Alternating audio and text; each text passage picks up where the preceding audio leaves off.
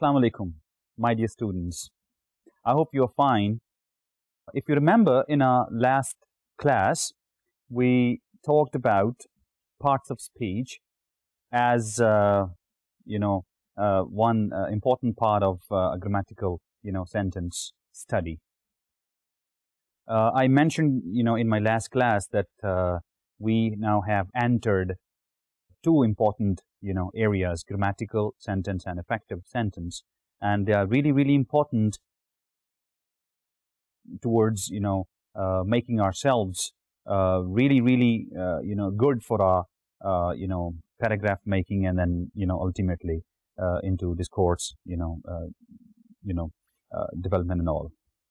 In our last lecture, we discussed 4 parts of speech, which I mentioned, in the later part of my lecture, that these 4, like nouns and adjectives, verbs and adverbs, these are, picture, words.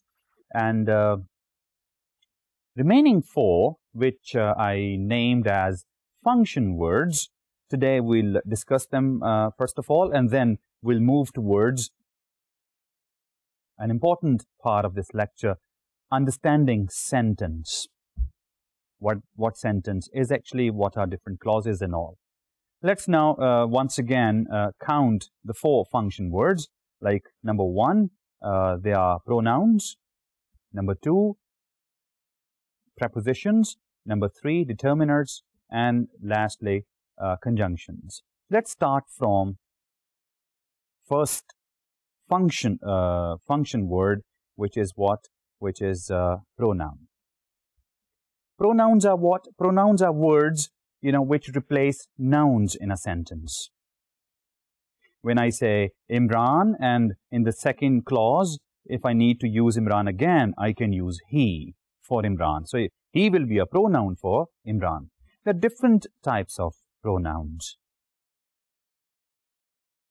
For example, subject pronouns.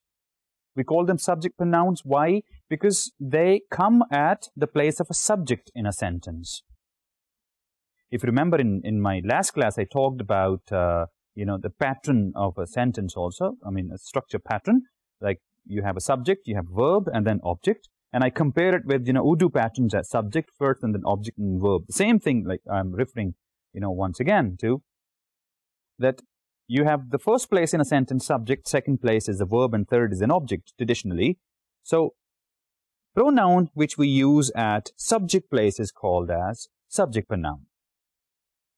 Now there are like, I and we as first person subject pronoun, and then you as second person, again subject pronoun, and then he, she, it, they as third person, subject pronoun. This is our first type of pronoun. Second type of pronoun, is object pronoun. Again, the same thing. We call it object. Why? Because they don't come now at subject place. They come at object place. So we call it object pronoun. What are object pronoun? Take the same, 3 persons, like first and second and third. So I will be me. We will be us. I mean, I's object, I is a subject pronoun, and its object place pronoun will be I changed into me. He asked me, for example. He asked, verb, me. So I is now in the form of me. So me is an object pronoun. We into us. You into you. I asked you, for example. Or I asked you, for example. So you is the object place. We call it object pronoun. And then comes what? He into him, and she into her, it into it, they into them. So these are subject type and object type of pronouns. Then we have possessive, pronouns. They show possession. For example, my pen, my chair, my table. So this my thing is, possessive pronoun. Or in the same way, her, or his, or their, or its. So these are, possessive forms of pronoun. If we like, as a ritual, count again, then I, my. And then, we into our, and then you into your, he into his, she into her, it into its, and they into their. These are possessive. There is one more. We call it reflexive pronoun. What are reflexive pronouns? These are which, reflect back towards the subject thing. For example, I will do it myself. Now, myself thing is what? I, myself. So, I will do it myself. Again, reflects back, moves back, comes back towards I. So, reflexive. Like myself, like ourselves, like yourself, like, himself, herself, itself, theirselves. These are reflexive pronouns. Besides these, there is one more important type of pronoun which we call as relative pronoun. Some examples of relative pronouns like that, which, who, whom. These are relative, pronouns. For example, if I give you a sentence that this is he who gave me his full support. Now, in this sentence, who is actually a relative pronoun. Who is going again back to the subject, going back to he. This is he who gave me his full support. So, who is a relative pronoun. So, these are, pronouns which we use at the place of nouns. And, of course, their function or their use or the purpose behind using pronouns is that they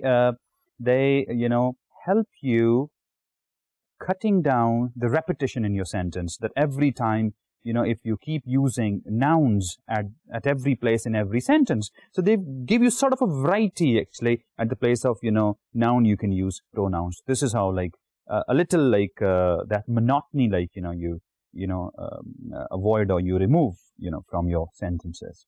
Let's now move towards a second important function word as, parts of speech, prepositions.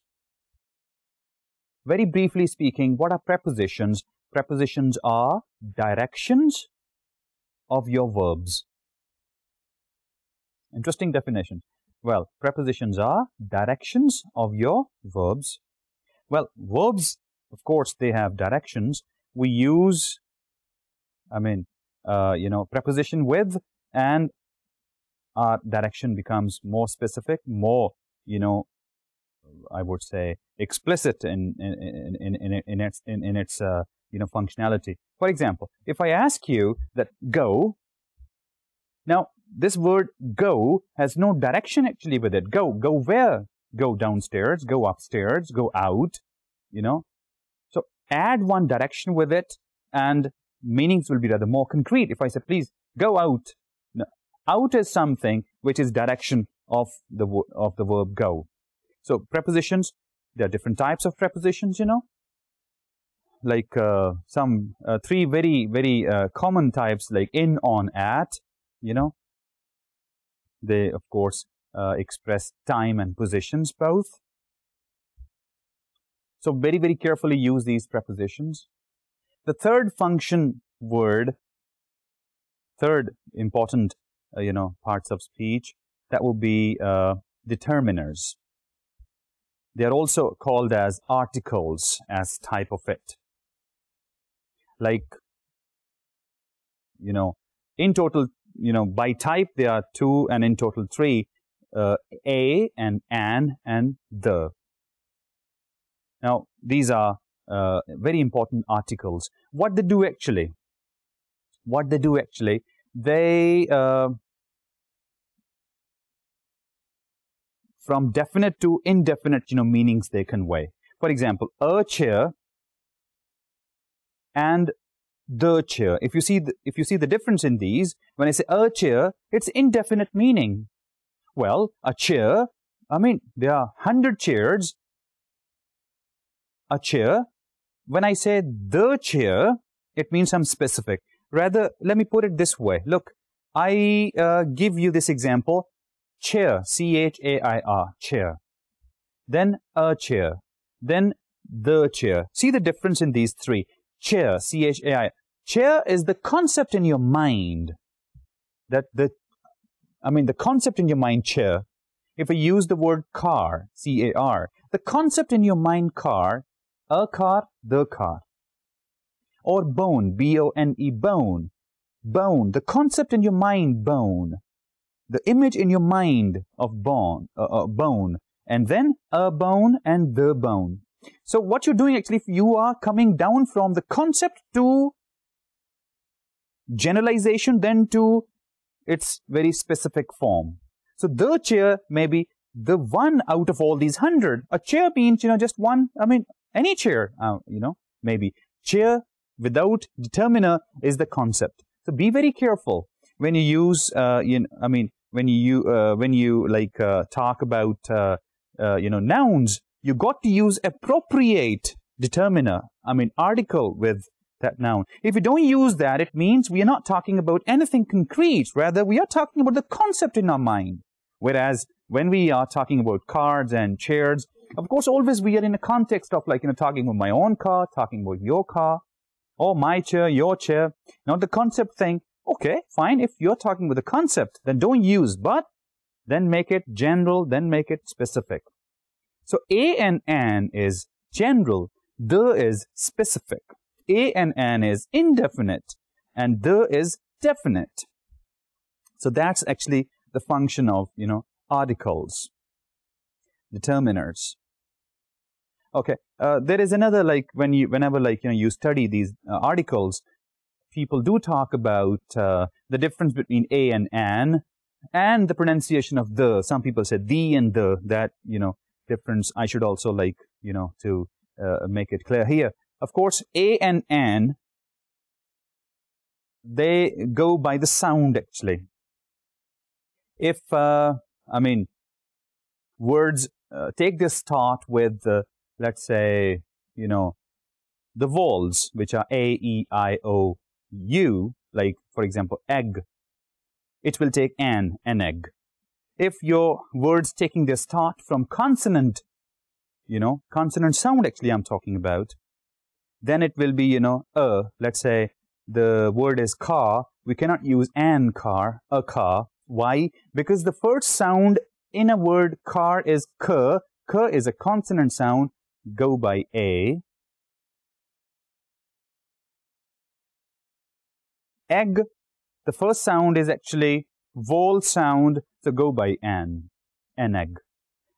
And now come down to, this the or the, it also goes, by the same sound thing. If it's vowel sound, the, if it's consonant sound, the. So that is actually the difference between an and the and the. All right, last important, very important, function word, and we call it conjunction. They are very, very important. They actually make your writing hold together. They are the links actually, like you have links or joints in your body, exactly the same way conjunctions, provide you links so that, your sentences, your ideas could hold together. They could stick to each other. Conjunctions are important. There are two major types of conjunctions, like coordinating conjunctions and subordinating conjunctions. Of course, we are going to discuss in detail these things in my next lectures also. Your sentences have to stay connected, and we let them stay, connected with the help of these linking words. As I said, there are two, coordinating. If your ideas are equal, so we coordinate them. If your ideas are equal, we coordinate them. So equal ideas to be coordinated. If your ideas are not equal, they're unequal, so unequal ideas to be subordinated. Now, some examples of, I'll not give you the whole range of these coordinating conjunctions, just a few as an example. like fanboys, like, you know, and is one coordinating conjunction. Nor is coordinating conjunction. Or is coordinating conjunctions. But is the one. For is the one. Yet is the one. So these, for, and, nor, but, or, yet, these all are, coordinating conjunctions. They coordinate equal ideas. Then you have subordinating conjunctions. One or two examples, just to have an idea. If is, subordinating conjunction. Since is subordinating conjunction. As is subordinating conjunction. So these conjunctions, make your sentences stay connected. The element of coherence, which in our last classes we talked about, due to conjunctions, we make things, we make it possible. So you have seen that these 8 parts of speech, 4 as picture words, 4 as function words. You studied, the definitions. You saw the, examples also, and you see their respective importance as well. And of course, now you understand perhaps that why, I felt like starting my grammatical sentence right from, the parts of speech. Why, as I told you, that to study language analytically and descriptively, we need to study the parts of our speech first, and then we could, move towards the whole idea, like of sentence making and all. Please revise this whole stuff, study it in detail, clear your concepts, and I hope you will definitely do that. This ends my first part of my lecture, parts of speech, and now we'll move towards the second part, which is the basic clause patterns, or say it, let's move towards now sentence making. If I ask you a question that the word ouch, O-U-C-H, the word ouch, is it a sentence? Why I'm asking you this? With an understanding that in your, previous classes, probably you studied that the definition of a sentence is what? Well, a sentence is the one which gives you, a complete idea. So my question is, ouch, O-U-C-H. Does this word give you a complete idea? Well, you can say, why not? This is an expression of pain. This is an expression of agony. And, of course, it is giving us a complete idea. But a curious language user may ask me or you that, excuse me, where is who or what which caused this ouch? He may say that, excuse me, this who or what perhaps, is unknown, which has caused this ouch thing. Okay, I give you, the dog bit me. Now, the dog is who or what of this, sentence, of this idea. So, the dog bit me and I uttered ouch, an expression of pain or expression of agony. So, from here, we can understand that not just complete idea is the only thing which we need to call some group of words as a sentence. Rather, yeah, fine that for very simple idea, maybe one word is enough or 2 words are enough. But for complete idea, perhaps we need more than 1 words. We need what? We need to know actor, we need to know action, and we need to be sure that whatever we are speaking is communicating a complete idea. Now, from here, three things actually we are talking about towards sentence, my dear students. We are moving towards sentence, understanding sentence. So, three things we are talking about. Number one, a sentence has to have one complete idea, number one. Number two, there should be actor, subject present in that sentence. Number three, predicate. Now, these three things, what we call actually a sentence. Complete idea, subject as actor, and predicate as action. These three things. So, a sentence is equal to these three things. Let's try to understand what subject is.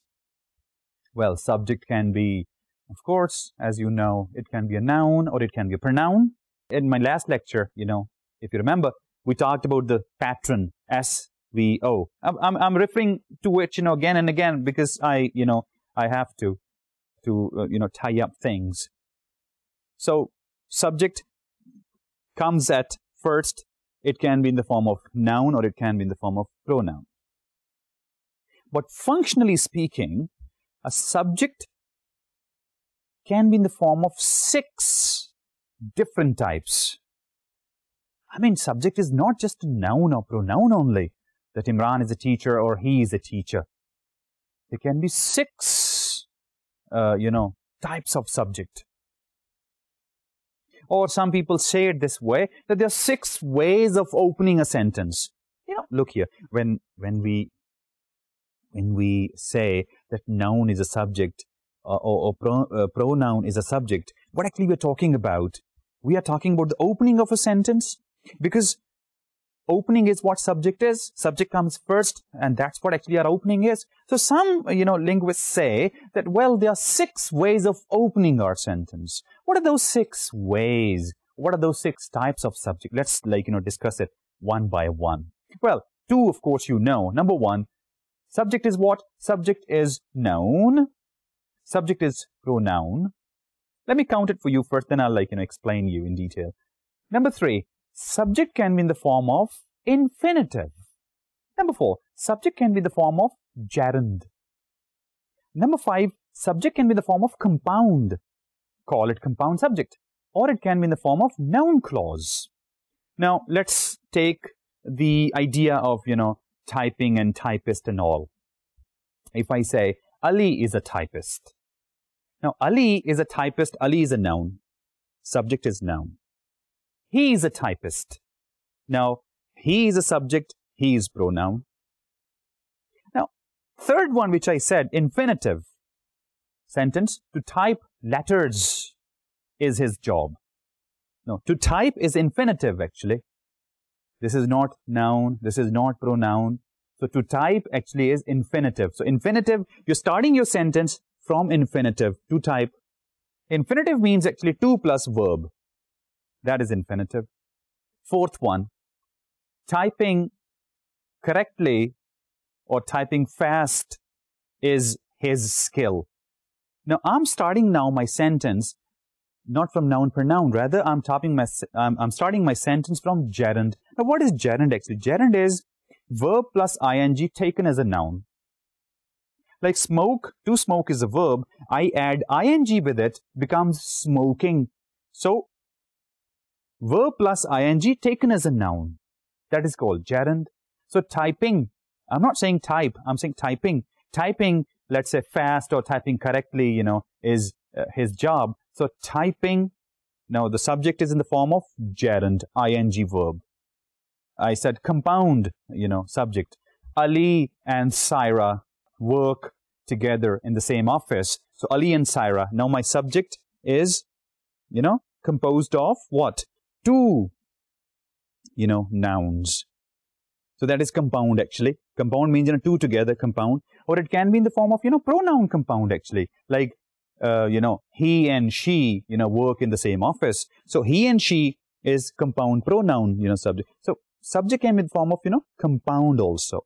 Subject is in the form of noun clause. What? Whatever typing Ali has finished is lying on the table. No, take a look. Whatever typing Ali has finished is on the table. In this sentence, starting from whatever typing Ali has finished, this is your subject. We call it noun clause. And is your verb. Lying on the table is, is lying is your verb. On the table, then prepositional stuff. Whatever typing he has finished is subject. Is your verb, and then the remaining part. So whatever typing he has finished is a noun clause. So you see, 6 ways of starting your sentence, or take it this way, 6 different types of subject. Noun, pronoun, infinitive, gerund, compound, noun clause. And don't you think that when you use these 6 types of, subjects, what actually, aim actually you are meeting, the very fundamental aim in writing, that have variety there. So when you are, using different types of subjects, when every time your starting of your sentence is different from the previous, not every time you start your sentence with same noun, or pronoun, rather you bring in variety, sometimes noun, sometimes pronoun, infinitive, gerund, compound, noun clause. Variety goes up. People say, oh yeah, he's not boring. He's got like, a lot of variety, in his structures. Now, this is, I hope you understand. Now, second important part of our sentence is what? Predicate. What is predicate? Well, predicate means verb. I often, tell my students that, well, sentence is what? Sentence contains 2 important things, actor and action. Actor is subject, action is verb, action is predicate. So predicate actually is action. All right. So predicate, action, I said. Now, what we have seen in parts of, while doing parts of speech, that there are some verbs which are complete in nature, and there are some verbs which are incomplete. They need little more, they need more words actually to convey full meanings. In case of incomplete meanings, then in predicate, we need object. Just to give you an example. Let me, put it simply, that predicate consists of either verb or verb plus verb completing elements. I hope you understand what I'm trying to say, that predicate is composed of either verb. Now, when I say verb, it means which verb? The one which is complete in meanings. Second, possibility is verb and verb completing elements. So, which one is the second verb? That is the one which is incomplete in meanings. So, that will be needing, verb completing elements. So, as a whole, we can say that predicate is the name of 2 things. Number 1, verb. Number 2, verb completing elements. Now, let's see what this verb of a sentence is. Verb can be of 2 forms, like either it's a stative verb, which is not talking about action of your, actor. It's only talking about, the state, his condition. And the second one is action, verb, which is actually, talking about the very action of your sentence. So, what we have seen is that predicate is verb and verb completing elements, and then this verb is of 2 types. Number 1, the one which talks about only the condition of your actor, and the second one which talks about action of your actor. Actor, I mean actually subject. Let's see what are verb completing elements. Well, of course, one very commonly known verb completing element is object. When I say I like him, then, him is, of course, the object. So that is, verb completing, element. it can be, so I said it can be object or it can be a complement also, which we call subject complement. It can also be object complement, and it can also be, what we call as indirect object. So there are actually 4 types of verb completing elements to, revise for you once again: object, complement, object complement, and indirect object. So these are, this is what the whole equation is actually, is the sentence equation. So if you put all these together in a queue, then you would see that number 1 is subject, number 2 is your verb. Doesn't matter, it's action or condition. And number 3 is, verb completing element. Well, it could be, object, or it could be, complement. There may be a question in your mind that, okay, we understand subject is there and verb is there, could be condition, could be action, but we are confused when it will be object and when it will be complement. That's a good question, actually. Well, very simply, no confusion at all. If there is action verb, object. If there is condition verb, subject complement. Do you understand? I said action verb, object. See the definition of object. Object is, where or on which we perform that action. Is it clear? So object, action, verb, object, and condition verb, complement. For example, when I say I'm a teacher, am is a condition verb, and teacher is what? Teacher is, subject complement, which is again talking about I. So I am a teacher. Am is our condition verb. A teacher is our subject complement, talking again about I. Whereas if I say I am teaching English, for example, so I is my, subject, am teaching is my action verb, English. So this is how, we make this difference. Now, what are, object complement? Object complement is part of object. Subject, verb, object. Object complement is a part of object. Any additional idea which you want to tie up with object, you can by adding one more, word to it. For example, if I say, let's say I painted my room, and I'm telling my friends, look, I painted my room. They may ask me, what color? I may say, apple green.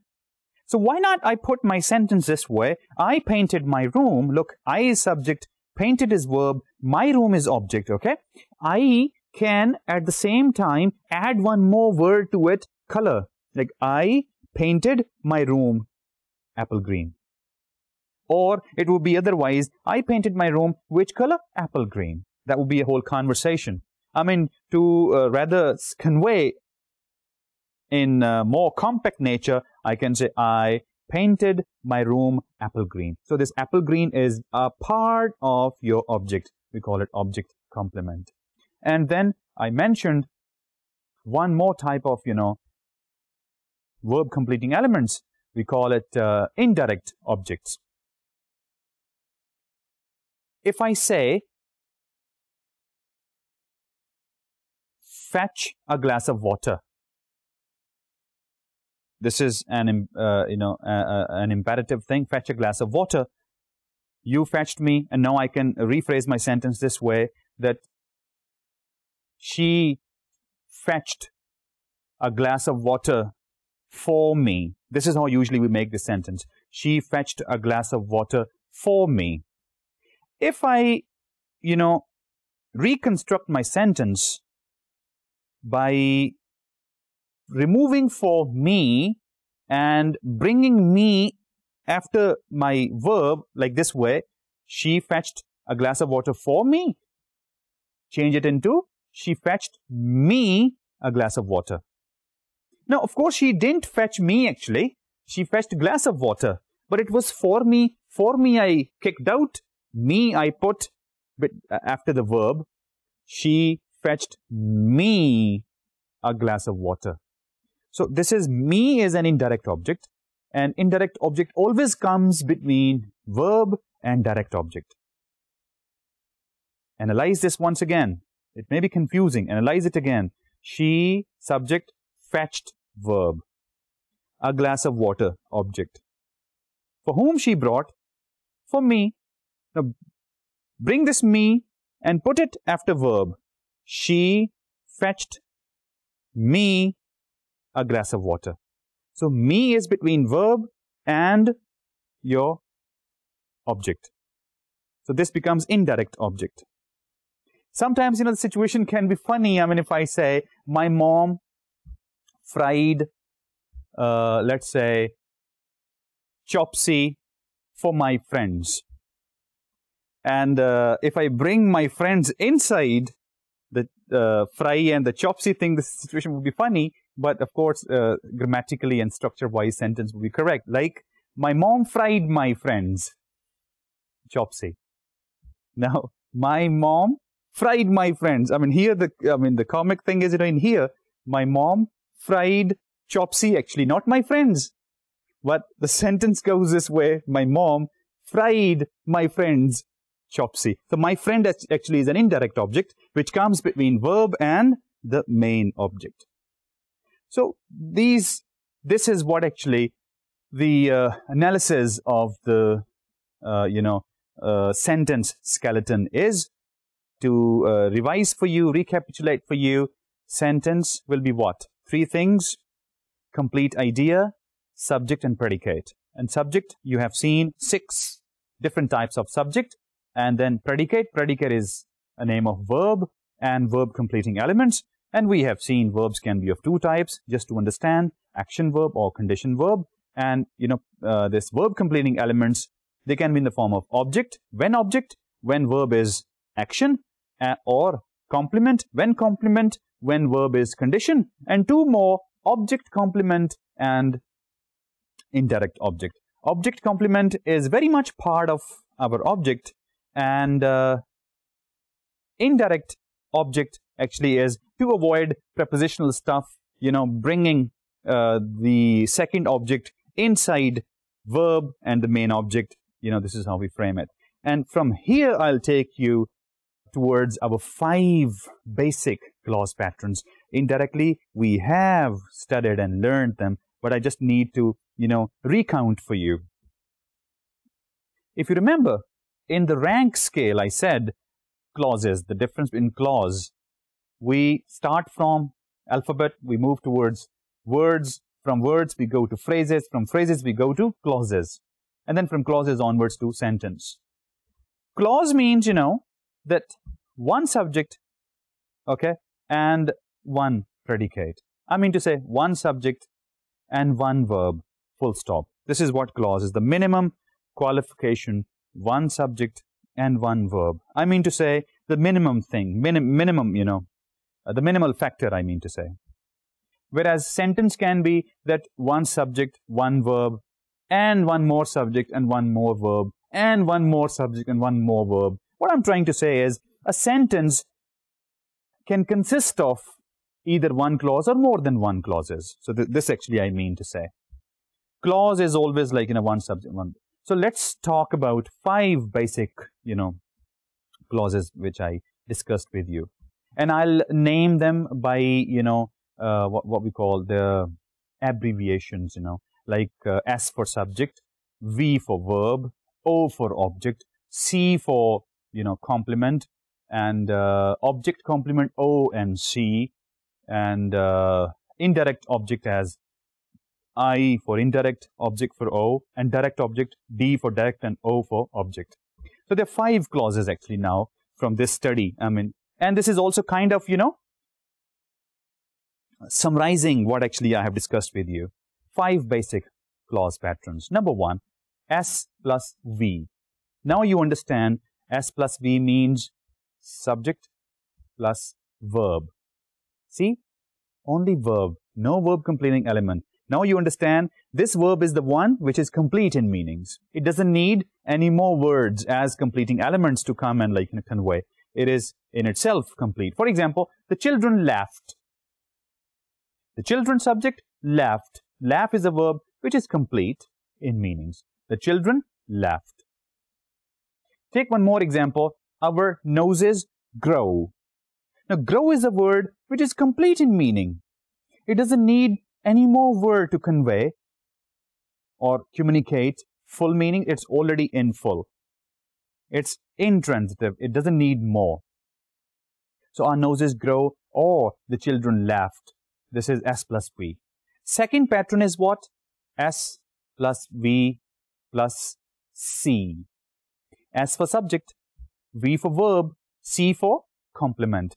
Now you know that this V is actually, see, how we would know that what is this V, action or condition? Very simple thing. Next is C. C is a complement. It means this is a condition verb. Subject, condition verb, and complement. That he is a doctor. I'm a teacher. You're a student. So, subject is there. And then is or am or are, is there. This is, your condition verb. And doctor, student, teacher, this is what? This is your what? This is complement. In this sentence, there is no action. When I say I'm a teacher, there is no action. You're a student, there is no action. He is a doctor, there is no action. Condition. Subject plus verb in condition form and, of course, complement. This is our second, basic clause pattern. The third one is S plus V plus O. Here, S is your subject, V is your verb, O is your object. Now, if I ask you this question, this V is condition verb or action verb? Yeah, you're right. This is action verb. How do you know? Of course, there is object. I told you before, action has to go somewhere. If I hit this chair, now my action is towards this chair. This chair is the object. I hit this chair. The chair is the object. So, action has to go on to object. So, this is, your action verb.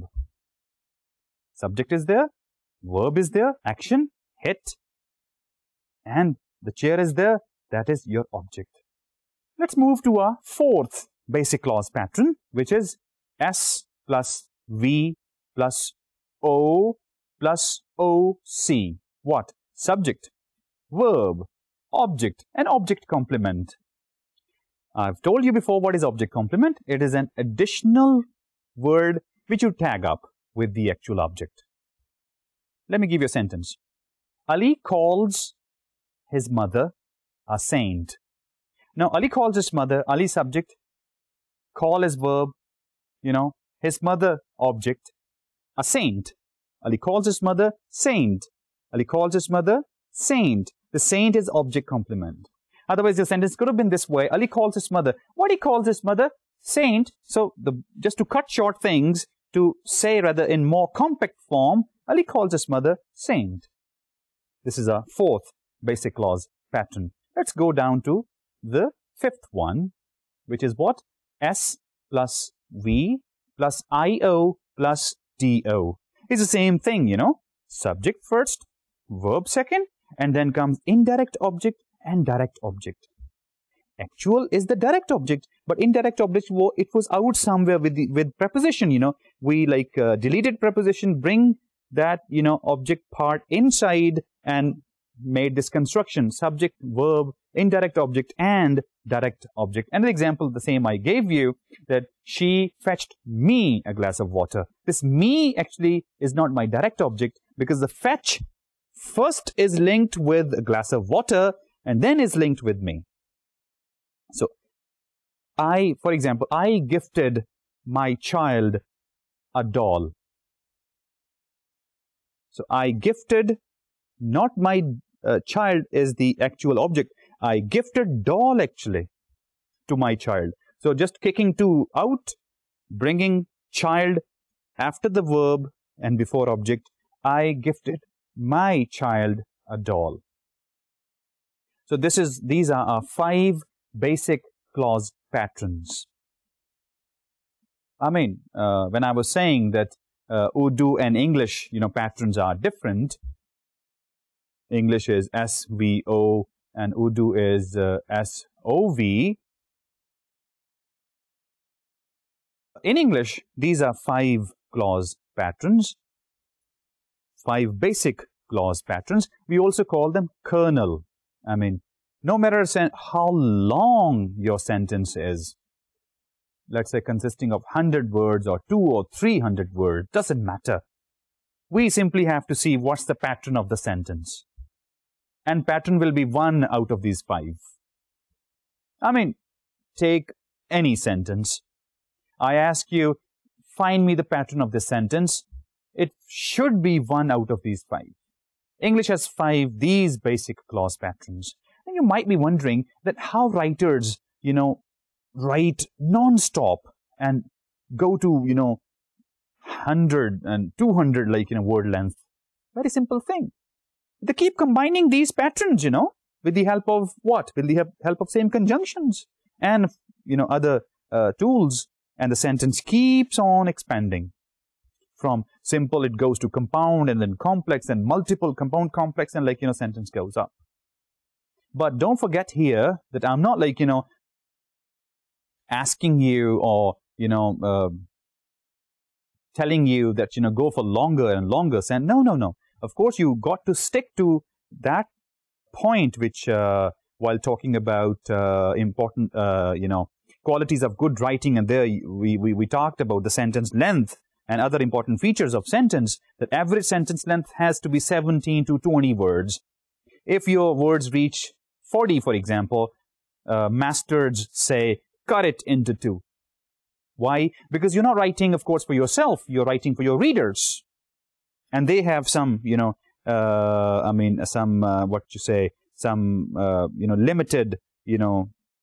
understanding, about the patterns, and we have to go by, So, these 5 patterns, and then when we expand, how we expand? Of course, we combine these, 5 patterns, and, or we modify, these 5 patterns.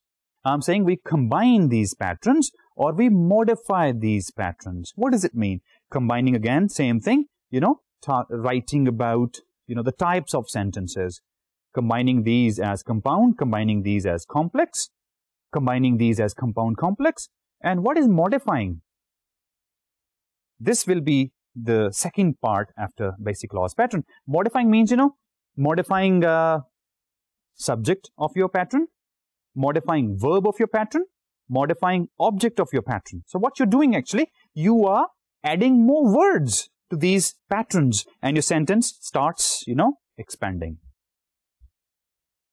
Before I, go any further and start, discussing with you these, the modification of these, patterns, I would like to show you the same patterns once again, so that, you could, see in visual form also that what are these 5 patterns which I gave you, and there are a few examples. Okay, now on your screen you can see I've written the same abbreviation, S plus V, its example. The children played. The children is S, played is verb. Second example, S plus V plus C, you are beautiful. You as subject, V, this is verb, condition verb, and beautiful. Beautiful is, subject complement. Sentence number 3, S plus V plus O, Muhammad Ali Jinnah inspired everyone. Now, Muhammad Ali Jinnah is your subject, inspired is verb, and everyone is object. So here the verb was actually action verb. So therefore, everyone we have as object. Fourth pattern, S plus V plus IO plus DO, like Ali gave his friend a ruby ring. Ali subject and gave is verb. His friend is indirect object, and ruby ring is what? Direct object. Gave is firstly linked with a ruby ring and then with his friend. So Ali gave a ruby ring actually. So how we, constructed, Ali gave, indirect object comes between verb and direct object. Ali gave his friend a ruby ring. And the last pattern you see, S plus V plus O plus OC. Ali calls his mom saint. Now, S is Ali, subject, calls is verb, O is his mom, and OC as, part of object, we call object complement, saint. Okay, now I have one more exercise for you, and let me tell you how you should do it. I'll, of course, show you on your screen 9 sentences. Now, underline, the words and try to label those as S, V, O, or C, OC, IO, and DO. I mean, the same abbreviations which we used actually for our basic clause patterns. Supposing I gave you a sentence, Ali calls, his mom saint. So underline Ali and write S. Call, underline and write V. His mom, write O. Saint, write OC. So this is how you should do this exercise. Now, you can see on your screen, we painted the town red. As an example, I do it for you. I'll underline V, and on it, I'll write S. S goes for subject. I'll underline painted, and I'll write verb. I'll put colon and write action verb, because this painted is an action verb. The town I'll underline and I'll write object. If it's an action verb, of course, comes next object. And then I'll underline red and say, well, this is, OC, object complement. This is how, I want you to do this exercise. So my pattern of this sentence will be S, V, O, OC. So this is how, you'll discover the pattern of all these 9 sentences. The second sentence for you is, we passed the boy collection basket. Third sentence, we passed collection basket. Next, Adam appears interested in the project. And fifth one, Hassan is a math teacher. Sixth one, his motive was mysterious. Seventh one, I bought the suit. 8, the woman in the row coughed. And ninth one, Caroline gave Stephen a choice. With this, I call it a day, and take care of yourself and each other. Khuda Hafiz.